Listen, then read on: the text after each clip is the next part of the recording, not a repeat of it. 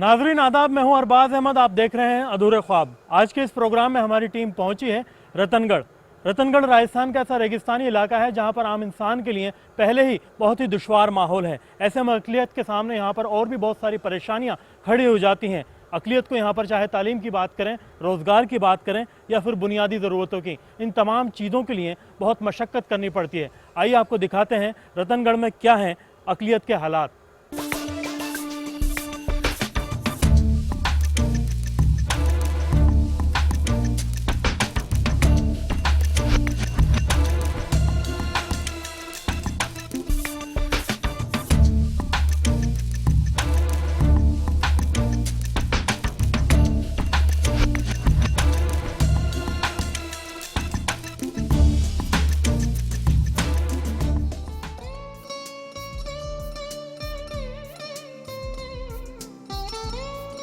Mega highway 11 के किनारे बसा एक शहर जिसे चूरू जिले के एक तहसील के तौर पर जाना जाता है।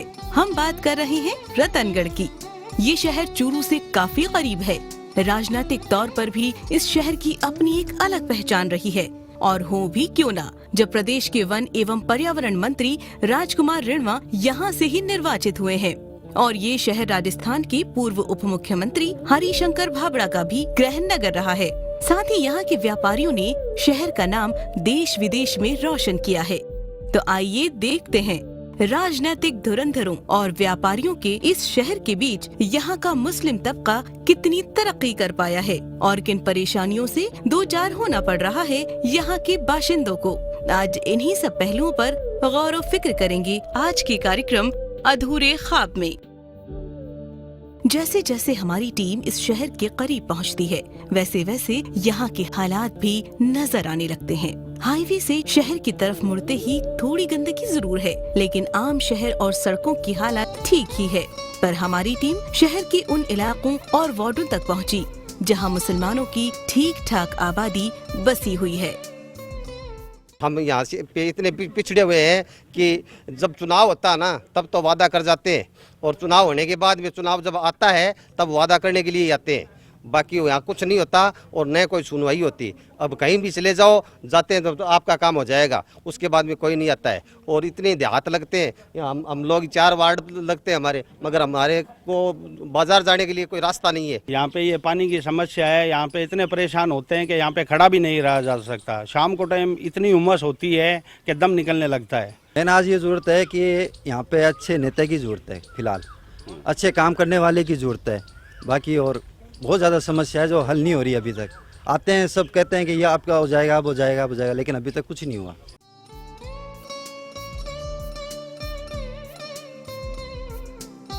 रेलवे स्टेशन के ठीक पीछे बसी इस बस्ती के हालात ज्यादा अच्छे नहीं हैं। चाहे वार्ड नंबर 13 हो, 14, 15 या 16 हो, या फिर वार्ड नंबर 17, इन सभी वार्डों में मुस्लिम माइनॉरिटी की आबादी बसती है।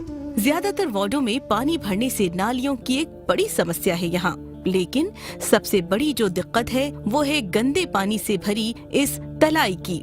इन सभी वार्डों का गंदा पानी इस तलाई में ही इकट्ठा होता है, जिसकी वजह से यहाँ उठना बैठना तो दूर, जरा देर को भी खड़े रहना दूभर है। मसला सिर्फ एक तलाई तक ही महदूद नहीं है, बल्कि यहाँ तो कई ऐसी तलाई आपको देखने को मिल जाएंगी जहाँ कुछ इसी तरह के हालात आपको नजर आएंगे। कचरा है, जगह जगह कचरा पड़ा रहता है। नगर पालिका वाले भी सही तरीके से काम नहीं करते हैं। यहाँ पे सब आश्वासन देके जाते हैं और कोई पूरा काम करता नहीं है। इस पानी से हम बुरी तरह से परेशान हैं। ज़्यादा दिन ध्यान नहीं देते। नगर पालिका वाले आते हैं, 7 दिन से आते हैं, 9 दिन से आते हैं, अपने यहाँ बस कचरा यहीं रहते हैं, थोड़ी बहुत नालियाँ साफ करते हैं, कचरा उठाते हैं और चले जाते हैं। फिर वही हालात हमारे यहाँ, मच्छर पैदा होते हैं। नगर पालिका वाले ध्यान नहीं देते, पानी की निकासी का कोई मामला नहीं देखते हैं, कुछ नहीं करते हमारे यहाँ। नगर पालिका के नुमाइंदे भी पिछली दफ़ा यहाँ आए हैं, और ये चेयरमैन साहब भी, इन्होंने भी आश्वासन दिया था कि मैं इस पानी को यहाँ से काफ़ी जल्दी निजात दिला दूंगा आपको ये इस समस्या से, लेकिन अभी तक कोई कार्रवाई इस पे होती संभव दिखाई नहीं दे रही है। यहाँ हमारे काफ़ी दिनों से ये पानी गंदा है ना, 20 साल से पहले से ही पड़ा। बार बार जब भी आते चुनाव वादा करते चला जाते हैं। ये मंत्री जी भी इन्होंने 3 बार वादा किया है, और इन्होंने नगर पालिका भी बीजेपी बराबर आती रही है, यहाँ पे बराबर वादा किया, और उन्होंने काम कभी नहीं किया। 15 साल हो गए और 20 से अधिक हो गए अभी यहाँ हमारा पानी है ना गंदा, ये रखा हुआ है। इसके लिए कोई भी यहाँ कोई समाधान, कोई भी प्रावधान नहीं लाते हैं।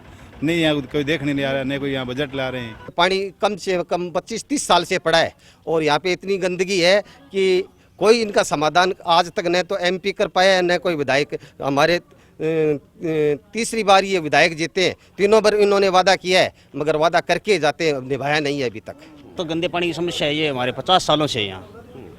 कोई भी जैसे वार्ड मेंबर का चुनाव हो, चेयरमैन का चुनाव हो, चाहे एमएलए का हो, चाहे एमपी का हो, सिर्फ वादे करते हैं कि अब की बार ये समस्या हटा दी जाएगी, अब की बार ये हटा दी जाएगी। मैं 30-38 साल का तो मैं हो गया देखते हुए इस गंदी समस्या को, ये समस्या अभी तक हटी नहीं है। गंदा पानी इकट्ठा हो रहा है तो इसकी इतनी भयंकर समस्या है। सभी जो रहने वाले हैं इनको रात दिन परेशानी होती है। बरसात के दिनों में ये भर के रोड पे भी आ जाता है। ऐसे वार्ड वगैरह हैं जहाँ पे पानी बहुत ज़्यादा हो जाता है, घरों में पानी चला जाता है और वहाँ के लिए कोई व्यवस्था है नहीं।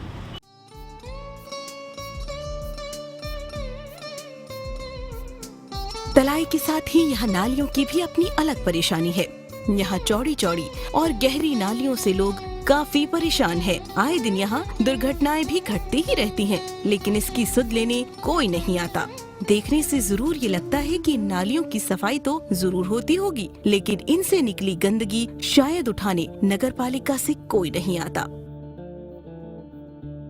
अब यहाँ से निकालता, यहाँ से कोई उठाता नहीं है। 15-15 दिन हो गए इसको, ये गंदगी पूरे एरिया में फैल रही है। शिकायत कितनी बार तो कहते हैं आता, जितनी बार कहते हैं कि नहीं उठाते हैं। क्या करें हम इन लोगों का। इतनी गहरी नालियाँ हैं, 5 फुट गहरी नाली है जो रोड के लेवल में बराबर चल रही है। तो समाधान या तो सीवरेज हो, ड्रेनेज जो भी हो, शहर के बाहर पानी की निकासी होनी जरूरी है। प्रोग्राम में फिलहाल वक्त तो चला एक ब्रेक का। ब्रेक के बाद हाजिर होंगे तो आपको बताएंगे कि रतनगढ़ के अंदर अकलियत और कौन कौन सी परेशानियों से दो चार हो रही है।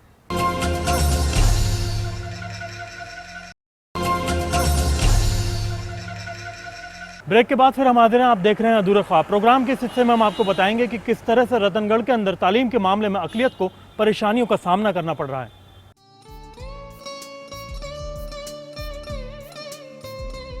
रतनगढ़ में रेलवे स्टेशन शहर के बीचों बीच होने की वजह से आबादी दो तरफ बढ़ गई है और साथ ही रेलवे क्रॉसिंग पर कोई ओवरब्रिज नहीं होने से लोगों को काफी परेशानी का सामना करना पड़ रहा है।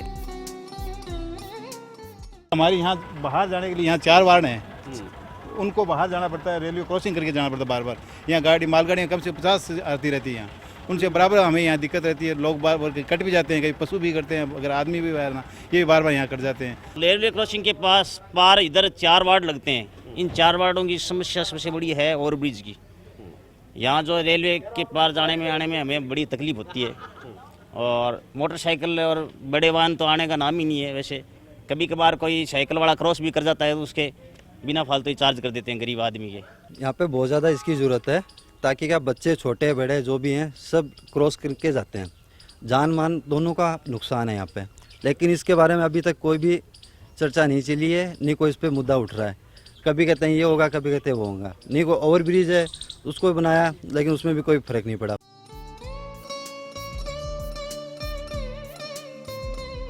जाहिर है यहाँ से वन एवं पर्यटन मंत्री बने राजकुमार रिणवा की वजह से अस्पतालों की हालत बेहतर हो, लेकिन गंदगी से पैदा होते मच्छर और इनसे पैदा होती बीमारियों की वजह से लोगों की सेहत के लिए जरूर खतरा पैदा हो रहा है।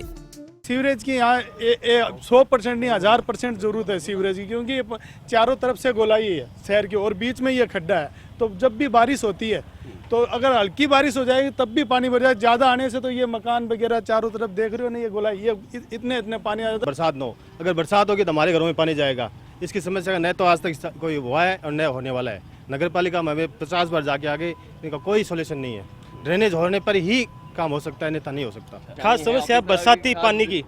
हमारे यहाँ बरसाती पानी काफ़ी इकट्ठा होता है, करीबन 3-3 फुट पानी चढ़ जाता है, मतलब घरों से बाहर नहीं आ सकते। हमारी मेन समस्या पानी निकासी, स्थायी समाधान। सफाई को लेके बात है तो सफाई के लिए सभी बोलने और टोकने के लिए आते हैं, सफाई करवाने के लिए कोई नहीं आता।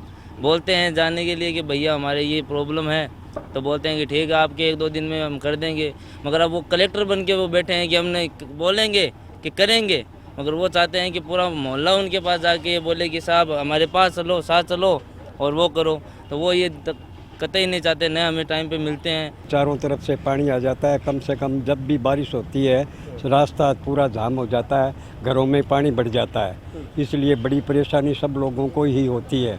कोई भी ध्यान नहीं देता, आते हैं आश्वासन दे के चले जाते हैं। यहाँ साफ सफाई के हालात भी और जगहों से जरा अलग ही हैं। यहाँ कुछ वार्डों में तो साफ सफाई और अच्छे रोड हैं, तो वहीं कुछ वार्डों की हालत बद से बदतर है। लेकिन यहाँ एक बात जो काबिले गौर है, वो है यहाँ साफ सफाई को लेकर जागरूकता। जी हाँ, यहाँ जिन वार्डों में सफाई है, वहाँ सफाई को लेकर खुद मकामी लोग भी आगे आए हैं। या ये कहा जाए कि ये लोग नगर पालिका के भरोसे नहीं रहना चाहते, लेकिन कुछ जगहें ऐसी भी हैं जहां नगर पालिका के भरोसे ही रहना मजबूरी है और वहां गंदगी के अंबार हैं। हमारे घर के आगे सड़क एकदम बुरी तरह फूटा पड़ा है। 2-3 बार आए, सामान गिराते हैं, वापस भेज जाते हैं, सड़क बनाते नहीं हैं। और जो पैसे वाले नौकरी धंधा करते हैं उनका काम पहले होता है। हम मजदूर गरीब आदमी, हमारा कोई रोड नहीं बनाते हैं और बच्चे से तकलीफ आ रहे हैं।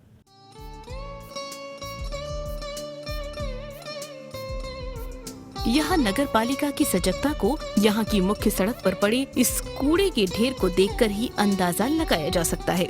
यहाँ मुख्य सड़क पर पड़ा ये कचरा लोगों के फेंकने से नहीं फैला है, बल्कि शहरों से ट्रकों के जरिए यहाँ पर लाकर डाला गया है। इस कूड़े के ढेर से ही यहाँ नगर पालिका की जिम्मेदारी का पता लगाना आसान है।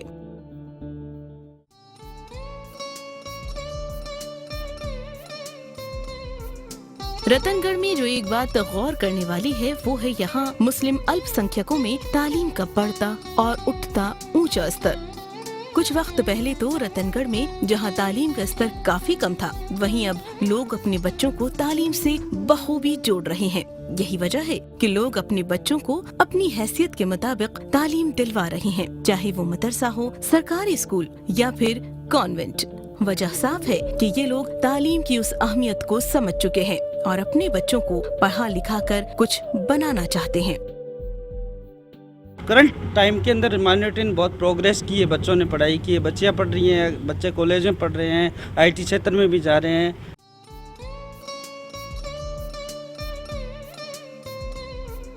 खास बात ये भी है कि यहाँ पर समाज अपनी बच्चियों की तालीम पर भी खासा जोर देने लगा है। पहले जहाँ बच्चियों की तालीम 10वीं के बाद ही छुड़वा दी जाती थी, और अब लोग अपनी बच्चियों को उनके पैरों पर खड़ा देखना चाहते हैं। साथ ही यहाँ बच्चियाँ भी तालीम पर बहुत ही ध्यान दे रही हैं। शायद यही वजह है कि यहाँ मुस्लिम बच्चियाँ अपने शहर और जिले में अव्वल मकाम हासिल कर रही हैं। ये बच्चियाँ न सिर्फ अपने परिवार का बल्कि अपने स्कूल का और अपनी कौम का भी नाम रोशन कर रही हैं।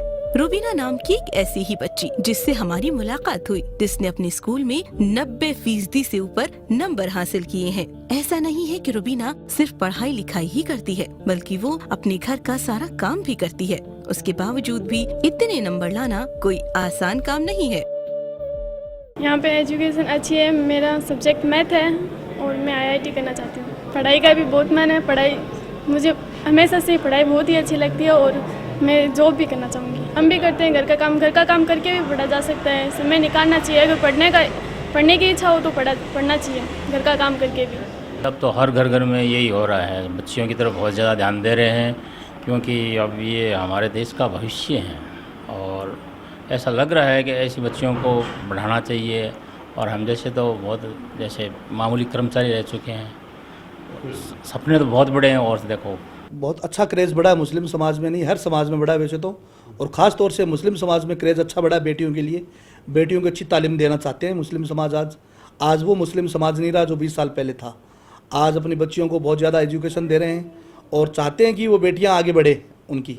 प्रोग्राम में फिलहाल वक्त तो चला एक ब्रेक का। ब्रेक के बाद हाजिर होंगे तो आपको बताएंगे कि रतनगढ़ के अंदर अक़लियत और कौन कौन सी परेशानियों से दो चार हो रही है।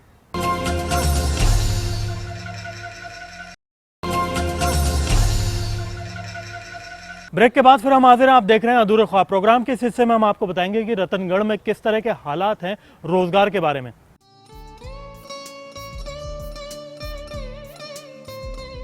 यहाँ बच्चियों की तालीम जरूर बढ़ी है, लेकिन कई सारी बच्चियाँ और खानदान रुबीना जैसे ही हों ऐसा भी नहीं है।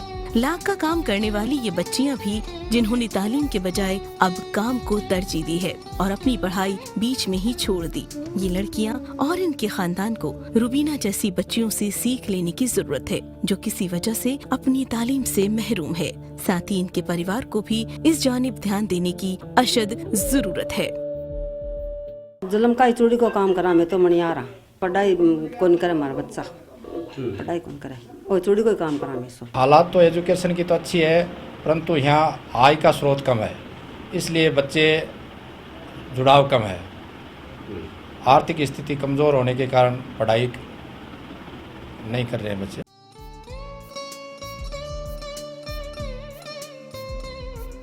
रतनगढ़ में भले ही तालीम का स्तर बढ़ा हो, लेकिन रोजगार में कमी साफ तौर पर देखी जा सकती है। रतनगढ़ में जब तालीम की कमी थी तब यहाँ के मुस्लिम तबके की संख्या सरकारी नौकरियों में ज्यादा थी, लेकिन अब जबकि तालीम का स्तर जैसे जैसे ऊपर बढ़ता जा रहा है, वैसे वैसे यहाँ के मकामी लोग सरकारी नौकरियों से दूर होते जा रहे हैं। जाहिर है यहाँ का एक बड़ा तबका फौज में नौकरी करता है, जिसकी संख्या आज घटती जा रही है। मुस्लिम तबका का तो ऐसा है कि पहला काम तो ये है कि ये पढ़ाई में हमेशा कमज़ोर ही रहते हैं, जबकि इंसान को कंपटीशन का ज़माना है तो उसमें फ़ाइट मारना ज़रूरी है ना।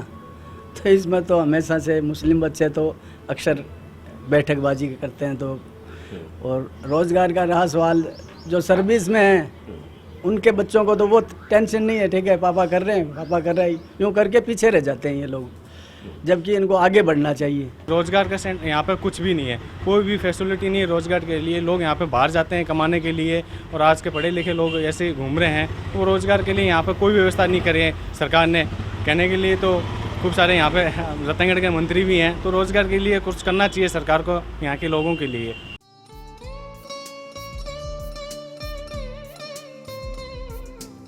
अगर यहाँ रोजगार के नाम पर कुछ है तो वो है खाड़ी देशों में मेहनत और मजदूरी। यहाँ का अक्सर नौजवान खाड़ी देशों में ही नौकरी करता है। ऐसा नहीं है कि यहाँ से खाड़ी देशों में जाने वाले सभी के पास अच्छी नौकरियाँ हैं, जी नहीं, बल्कि ज्यादातर लोग मजदूर पेशा हैं। जाहिर है यहाँ से भी मजदूरी के पैसे ठीक नहीं मिलते, जिसकी वजह से छोटे मोटे कामों में लगकर ये लोग बाहर जाने को मजबूर हैं। ज़्यादा करके मुसलमान हैं वो सब बाहर ही रहते हैं यहाँ पे। यहाँ के जो मोमडन लोग हैं वो बाहर ही अपना बिजनेस करते हैं। यहाँ पे कोई मतलब 5% मान लेते हैं, 5% 10% लोग वो यहाँ पे अपनी दुकानें मोहल्लों में कर रखी है और अपना गुजारा कर रहे हैं। भाई पढ़ा लिखा तबका तो अभी भी जा रहा है, उसको फ़ायदा भी हो रहा है उधर भी, जो खास कर से जैसे कंप्यूटर वगैरह का और का कुछ कोर्स वगैरह कुछ करके जाते हैं, उनको तो अभी भी फ़ायदा होता है। बाकी जो जाते हैं ना, उनका एक यही है दय है कि बस वहाँ जाके कुछ ना कुछ वहाँ तो ऐसे ही मिलता होगा। वैसे घर में है ना, बापू होटल में खाना खाया हुआ है तो कोई वो तो परेशानी नहीं है। अब जैसे और तो पीछे यहाँ तो जाते हैं तो काम पे मजदूरी पे पसीना करना पड़ता है ना, वहाँ जाने के बाद में पता चलता है कि मेहनत तो है, तो अक्सर वापस इसीलिए तो बहुत से आ जाते हैं ना।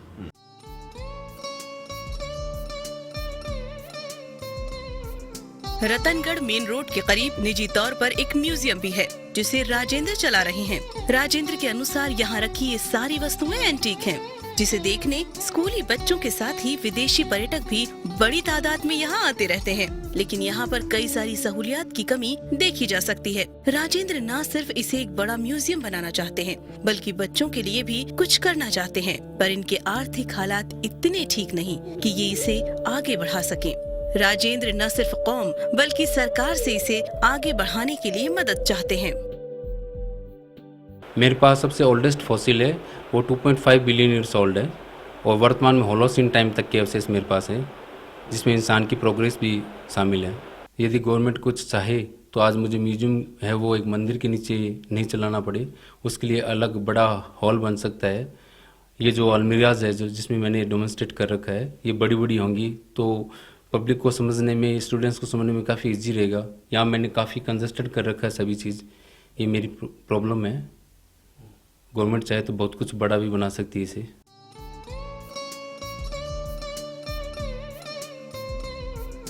यूँ तो यहाँ लाख की चूड़ियाँ और घरेलू उद्योग के नाम पर छोटे मोटे काम धंधे मौजूद हैं, लेकिन ये काम भी कुछ खास तबकों तक ही सीमित रह गए हैं। राजनीतिक तौर पर भले इस शहर को काफी लोग जानते हों, लेकिन स्किल डेवलपमेंट के नाम पर कोई भी राजनेता यहाँ पर कुछ नहीं करता। जरूरत है तो यहाँ कुछ अच्छे लघु और कुटीर उद्योगों के साथ साथ अच्छे रोजगार की, ताकि जो एक बड़ा नौजवान तबका रोजगार के लिए मुल्क से बाहर जाने को मजबूर है, उसे यहीं पर अच्छा काम धंधा मिल सके और पूरे हो सके उनके अधूरे ख्वाब। तो ये थे रतनगढ़ के अधूरे ख्वाब। रतनगढ़ के अंदर यहाँ की अक़लियत कोशिश कर रही है कि तालीम में आगे बढ़ा जाए, रोज़गार के ज़्यादा से ज़्यादा अवसर मुहैया हों और बुनियादी परेशानियों को जड़ से ख़त्म कर दिया जाए। यहाँ के लोग कोशिश कर रहे हैं, लेकिन सरकार को भी इनकी मदद के लिए आगे आने की ज़रूरत है। फ़िलहाल यहाँ से इतना ही, फिर किसी और शहर, किसी और कस्बे से आपके लिए लेकर हाजिर होंगे अधूरे ख्वाब। तब तक के लिए मुझे और मेरी पूरी टीम को दीजिए इजाज़त। खुदा हाफिज़।